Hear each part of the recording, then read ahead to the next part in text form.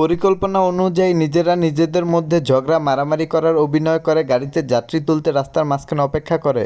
নব্য নেতার মুখোশের আড়ালে উন্নত জাতের দালালরা বলবে এলাকায় ট্রাফিক নিয়ন্ত্রণের জন্য লোক নিয়োগ দেওয়া হয়েছে 10 জন, 5 জন, 3 জন, বিভিন্ন সময় বিভিন্ন।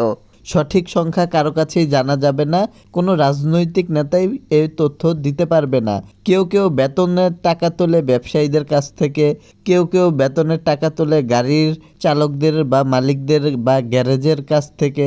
আসলে এভাবে তারা ঠিকই টাকা তোলে, কিন্তু মানুষকে কতটুকু সেবা প্রদান করে সেটা সবসময় এখান দিয়ে ভোগান্তির শিকার যারা হয় তারা ভালোভাবে বলতে পারে।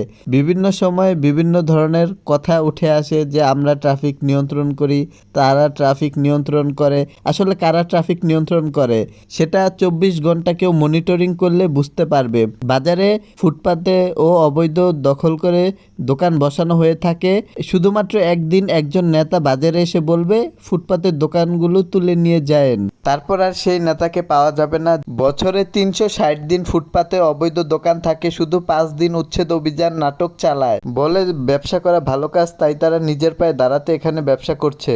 অবৈধ দোকান বসায় বাচ্চা শিশু দিয়ে, প্রতিবন্ধী দিয়ে, মহিলা মানুষ দিয়ে, কখনো কখনো ছেলেরাও বুরকা পরে অবৈধ দোকান বসায় আবেগ দেখায়। কিন্তু আপনি member, chairman, ward commissioner, mayor, parliament member কখনো কাউকে বলতে শুনবেন না কালকে থেকে আর আপনি আপনার এলাকার সড়কে ফুটপাতের দোকান, অবৈধ দোকান ও অবৈধ কোনো কিছু পাবেন না, যে কারণে আপনাদের যানজটে পড়ে সময় নষ্ট হবে, জনদুর্ভোগ হবে। কারণ তারা সবাই এখান থেকে চাঁদা পায় এবং তাই বিদেশে অর্থ পাচার করে।